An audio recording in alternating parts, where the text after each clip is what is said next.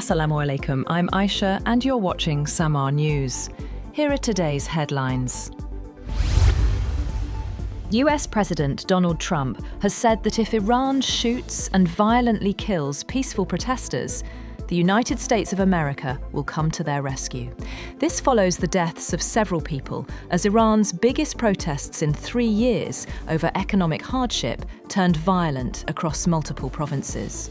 The clashes between protesters and security forces mark a significant escalation in the unrest that has spread across the country since shopkeepers began protesting on Sunday over the government's handling of a sharp currency slide and rapidly rising prices.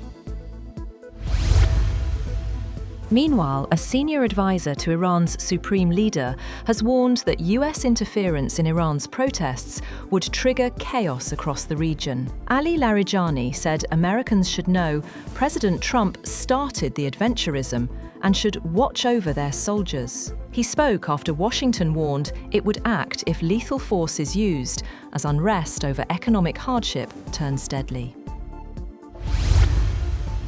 Swiss authorities are working to identify victims after a deadly fire tore through a packed bar during New Year's Eve celebrations in the ski resort of Crans-Montana. Swiss forensic officials say identifying victims is a nightmare after severe burns left bodies unrecognizable. Around 40 people were killed and more than 100 injured, with authorities warning it could take days to confirm all identities. Emanuele Galippini, a 16-year-old Italian international golfer who lived in Dubai, has been named as the first of several possible victims from Italy to be identified after a New Year's Eve bar fire in the Swiss ski resort of Crans-Montana.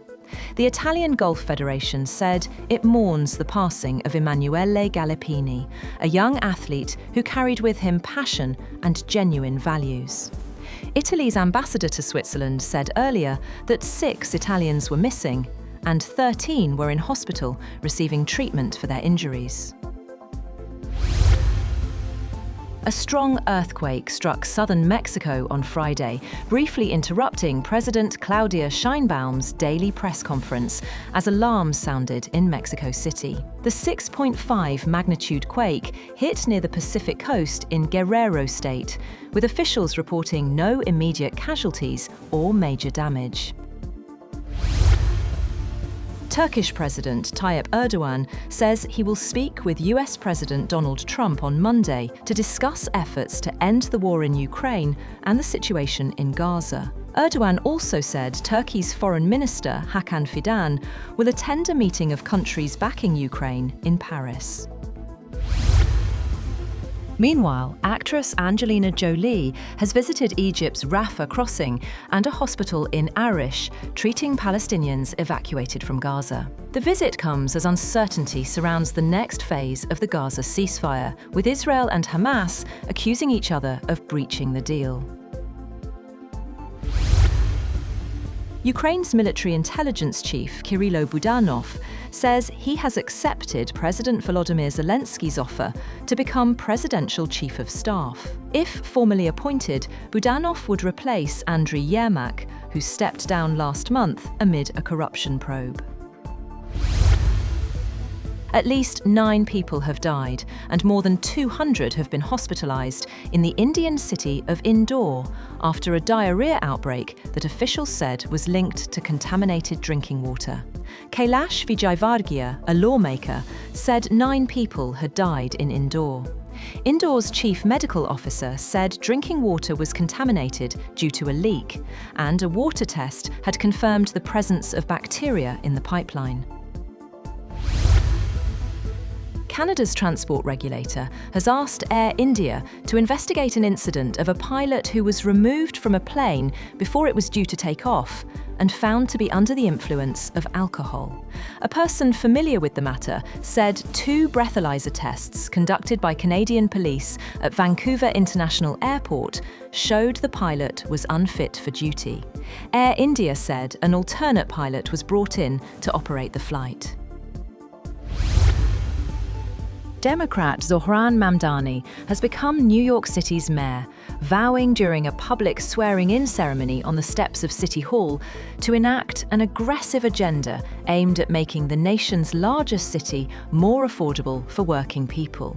In a speech following his public swearing-in, Mamdani, a member of his party's left-wing Democratic Socialist faction, promoted core campaign promises of universal childcare, affordable rents, and free bus service. He said he was elected as a Democratic Socialist and will govern as a Democratic Socialist.